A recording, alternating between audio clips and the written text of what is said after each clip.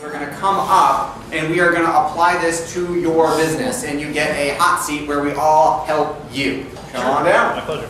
Okay. So for those of you who haven't been to one of these before, and I apologize, I should back up for 2 seconds. There is a difference between a marketing seminar, where I would just talk at you the entire time, a marketing mastermind group, where a normal mastermind group would be, we would all just work on each other's stuff the entire time, and this, which is a hybrid, which is I teach you something and then we apply it. So you are going to have a fabulous seat. You are going to tell us a little bit, introduce yourself to everybody who doesn't know you. What's your name? What do you do? Okay, my name is Chris Kenny. Myself and Nancy own a company called Income 180, and we work with female solo entrepreneurs that are in the coaching and consulting industry. And our tagline is that we help them turn around their income in 90 days. Okay. So, who is your ideal? You mentioned female solopreneurs. Correct. Do you want to make your ideal client definition any more specific than that? You don't have to. No, I think that's good. Okay. Well, female solo entrepreneurs that are in the coaching and consulting industry. I think that's pretty good. Okay, so what is your biggest challenge in getting them to buy from you? It's money. Money. Yes. They don't have the money to pay you. They don't have the money to pay us. Correct. Do they not really have the money, or do they think they don't have the money? 9 times out of 10, they think they don't have the money. Okay. And I feel like I'm relatively good at getting them to see that they do have the money, but there are times that I do not. Tell me about a time that you did not. Our mythical. Time that I did not. I can't think of a specific example Okay. of a time that I did not. That's fine. We'll work backwards. That's okay. So we've got our sentence. Yeah. How can we apply it to your business? What is our female entrepreneur, solo entrepreneur? What are her dreams? What does she really want? Yeah, that's the first question I ask in the sales process. What is it that you really want? So she wants, well, let's say she wants to earn 6 figures. That's Okay. what she wants. Okay, she wants to earn 6 figures. That is her dream. What are her fears? Her fear is that that won't happen, her message won't get out to the world, she's going to continue to struggle, her debt's going to increase, and eventually she's going to be broke, have to close, and go and get a job. Yeah. There are a number of people in the room who may resemble that remark, Yes. and there are people in the room who service those same female entrepreneurs. Okay, so we got dreams, we got fears. What is she suspicious of? Has she been burned before with stuff that you do Yes. from somebody else? Yes, oftentimes they've hired coaches and they haven't gotten results. They have bought what we call shelf-help, which they haven't used or it hasn't been effective. Tell us what shelf-help is for those of us who don't know. Shelf-help is a $900 CD program that's going to make you a millionaire in 90 days, and they buy it. They get really excited at the seminar that they buy it. It goes home. They don't open the box. It sits on the shelf. And if they do open the box, they don't implement what's in the box, and it never works. Shelf-help is a term that you made, which I love, that you guys made up. Or somebody made up that you're somebody made using. it up. And how many do you have shelf-help at home? Shelf-help, anybody? Yeah, shelf-help. Okay. See, just CDs that you never get to. Is shelfhelp.com available? Yeah, that's awesome. Here, listen, you're not going to use it anyway, just send us money. Well, the other fear for them that I run into is they're going to invest a certain amount of money to engage with us, and then their fear is return on that investment. And let's see, we did dreams, we did fears, we justify their failures. They failed before, I presume. Yes. Why is it not their fault? It's not their fault because they never had somebody to hold their hand through the process. Ooh. Do you hear that? They never had anybody to lead them. They never had anybody to guide them. They never had anybody to support them. Here's my umbilical cord. Right. I'm plugging in. I want Daddy to hold my hand and show me the way. Yep. And we're throwing rocks at their enemies, real or imagined? Their enemy typically is the other coach that was never available. Okay. Do you see how this applies? Yeah. Okay. How are you going to use that and implement it in either your sales presentation or your marketing or whatever? Would this fit into your presentation or your online marketing or what at all? I'm writing the headline right now. Nancy is writing the headline right now. Okay. It completely fits in. It completely works, and oftentimes for me, what I teach in the sales process is that when you say throw rocks at the enemy that I'm dealing with is their need for safety. or Because if security. they don't take the risk, they can't get They to where won't they take want the to be. risk. So if I get them to see that and see where they are attached to safety and where it's showing up in their life and where it's holding them back, they will admit to that. I will feed that back to them at the end, present the investment, and give them the opportunity to break free of that block around safety. Does this apply to anybody else in the room, perhaps? Yes. Question? Do you think their dreams are just a six-figure thing, or it might be more visceral if you say their dream is to work at home, spend more time with the kids, and pay off their debts? Because the previous coach might have said 6 figures, and they might think their BS meter might go off. Yeah, when somebody says 6 figures, what I say is, what would that mean to you? What does that do for you? What will that create for you? What is it ultimately going to Right. make you feel? You get to go to Walt Disney and you don't care about the prices and Right. things like that. Yes. Okay. Awesome. Thanks a lot. You are welcome. Hand for Chris. Okay, introduce yourself to everybody who doesn't know you. I think that constitutes most people in the room. I'm Mary Beth with my partner Amy, and we're from the Wise Girls. Okay. Who is your ideal client? My ideal client is light manufacturing business. We're business to business, Okay. and anywhere about $1 million to $5 million, and they want to improve their productivity by streamlining employee interactions or workplace interactions and employee behaviors. Who is the person who makes the purchasing decision to hire you? Either the CEO or the owner. All right, so that's your ultimate client, the Yes. person who's going to write the check. Yes. Okay.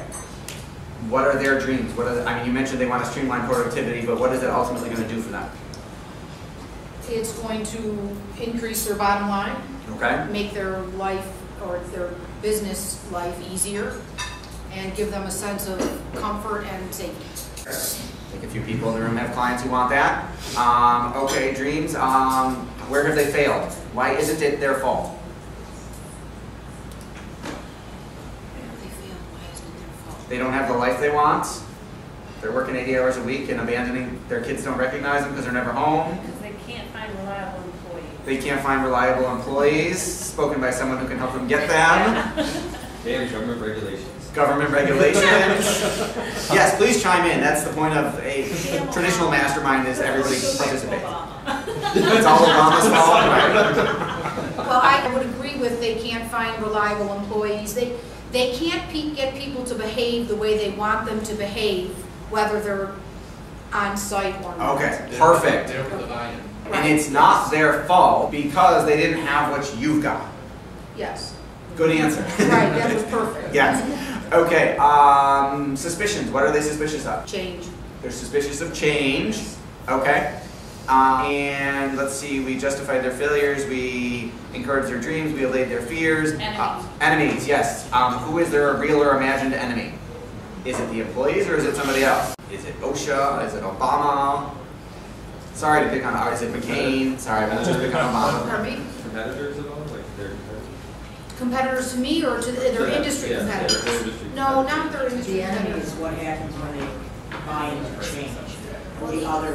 What happens, if you change one thing, there's always a price over here. Okay, so They're scared of. they may be afraid that if they mess with something, it's going to screw everything else Yeah. up. Yes, Right, Addictive. because the employees might not like the change. correct.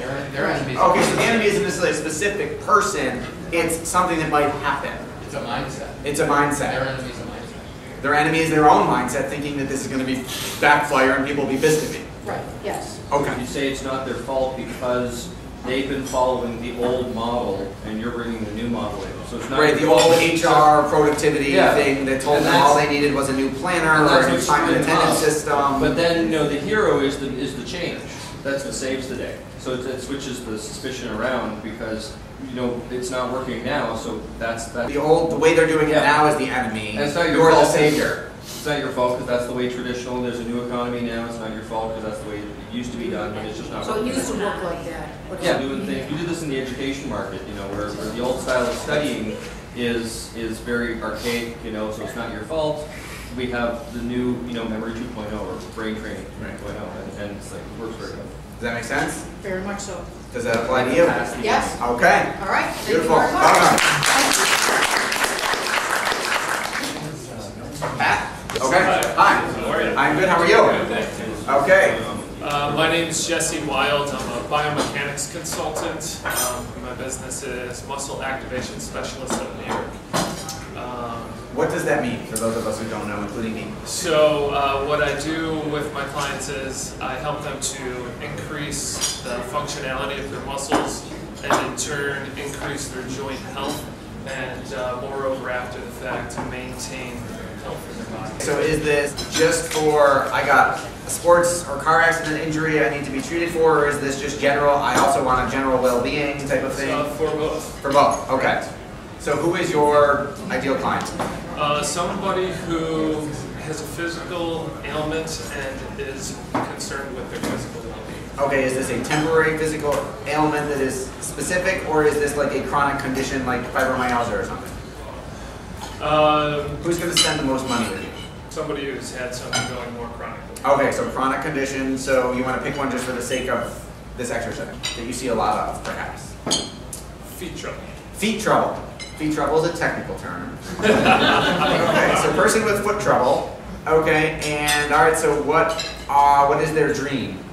To live in a world that they can get around and maybe walk for long distances without having to stop, be able to run and play with their grandchildren. Okay, so this is like a pain-free. Yes. Okay, so get rid of pain so I can experience life. Correct. Okay, so I'm missing out on life because my feet hurt. Correct. Okay, that would be dream. What is their fear? Their fear is that they won't get better. They won't get better. I'm going to be stuck with this forever. They're afraid they'll get worse. Good question. He's asked, are they afraid they'll get worse? I think sometimes, yes. Okay. Okay. What? Yes. What are they suspicious of? That the solution may not, the said solution may not actually provide a solution. So it may not work. They may not get better. And what are their real or imagined enemies? The fact that they've tried things in the past that Okay. haven't worked. So Previous service providers or medical practitioners or drugs or whatever. All right. What about justifiable. what about their health insurance company or something? Would that be an enemy? Well, I'm asking. that's very true because what I do is not covered through health insurance. So absolutely, yes. If they were treated badly, you're the alternative medicine. Correct. Their failure would be, I guess, failure to get fixed already. Sure, definitely. Struggle to change their lifestyle. That's huge for a lot of people. Absolutely. Yes. And yes. it's not your fault part, it's a big part of that. Like it's like It's not your fault that you can't play with your grandkids, and it's not your fault you have a that, physical ailment, that's really not your fault. Absolutely. right, age could be an enemy, depending on Yeah. how old they are. Oh yeah. Yes. Okay, does that work? Yeah. All right. Great. Thank you. You're welcome. Sure, come have a seat. Okay, so tell everyone who doesn't know you who you are and what you do. Hi everybody, my name is Patrick Rossi. I'm the founder of the NIADA Institute of Massage. And I'm a massage therapy educator and inventor of the world famous hot stone AccuRoller. So for those of you who have had or not had a hot stone massage, this is an alternative because you have the rollers on here. You can heat them up and you can give yourself or your loved one a hot stone massage at home. And acupressure. And it has little acupressure thingies too. And it's a hell of a salt defense. Very good for whacking people Yes, who don't pay for their lunches. Yes. Right, yes. Okay, so if we're doing this, who is your ideal client for this? Well, massage therapist, which we've sold several hundred to therapists. But the question is it a homeowner product? Right. Is it something that Brookstone is going to be successful with? Right. Because Brookstone has asked us for the Hot Stone AccuRoller. They want to put it on their online catalog. And yes. But they want to sell it for a lot less than what we can be at the So we're, maybe it's like, we're going to set up a conference call with these guys. Yes. See if we can convince them to go a little bit higher, or will they sell enough that we can deal with a lower profit margin? We talk about the Brookstone person and make them the application of this? Yeah, maybe that would be good. Okay. That's a biggie. Okay, so yes. Heat up the stones at home. All right, so Pancake griddle, frying pan. Yeah. you Yes. slide the stones off, you light Yeah, them that's what flat, you do. 5 minutes, they're hot, ready to Yeah. go. Oh, okay, so the handles don't touch the, No, the stones go on Slide off. and then slide on the thing and you roll it, so only the stone touches the The person. wooden pins Stays unscrew. cool. Yes. There's actually about 4 or 5 different ways you can heat it up. Yes. Okay, so the Brookstone person on the other end of the phone is our ideal client because we want to get them to sell more at a higher price. Yes. So that person, what is their fear? That their competing products, you know, are, the justification was the products that we sell for $150 are, they plug in and they're electric and they do the work. Right. This, you have to do the work. Right. All right, or do it to your, so we're gonna try to convince them that, yeah, that's a self-treatment tool, but this is a tool that you would buy to work on with friends, family, or Right. whatever. Right. Maybe we could, Is that person's fear that it's not, they're going to put it in their catalog, it's not going to sell, and their boss is going to be mad at them? RPI. Right. Is there revenue per inch? RPI, or revenue per inch in the catalog. yeah, If yeah. it doesn't match the system. What is that person's suspicion? What are they suspicious of? I've never spoken to them, so I Ah, really? So what might a purchasing manager at Brookstone yeah. be suspicious of? That they've seen something else like it, even though they haven't? That, are you really going to be able to produce? Maybe they'd be suspicious that you haven't proven your business model with the consumer market yet. Have you not sold enough Sure, yet? we haven't sold any to the real consumer market. So how can you convince them that people at home will buy it, maybe for their spouse, which is Right. probably the most difficult application. How did they find it? How did Brooks Brothers find it? Brookstone, we solicited them. We contacted But marketing. you've never spoken to the purchaser? Yeah, I spoke, no, it's been all email back and Oh, forth, okay. right? So we're at the point now where we're asking for a conference call, Yeah. you know, with my marketing team and, you know, them. And then the result that I want to look for is see if they'll go up. So for a higher price. They're asked, they think it's a $79.95 tool. You know, we're gonna try this, if we can get them to go up to $89.95, that would be a big result out of that conversation, right? 15% off, yeah. But they're probably afraid that they're not gonna make enough money. Make enough money. But this is a That's right. drop ship arrangement, they're not even buying them, which is kind But of it's fun. Well, they also Brookstone could be name. concerned that they're gonna piss off a comparable products produced. Back Yeah, in the price point affects the volume sold, so they won't reach their revenue. Right, they might also fear that they will sell less of something else from a company that sells more, gives them more product by selling yours. What could they? Here, so a lot of what I'm gonna do in this conversation is listen.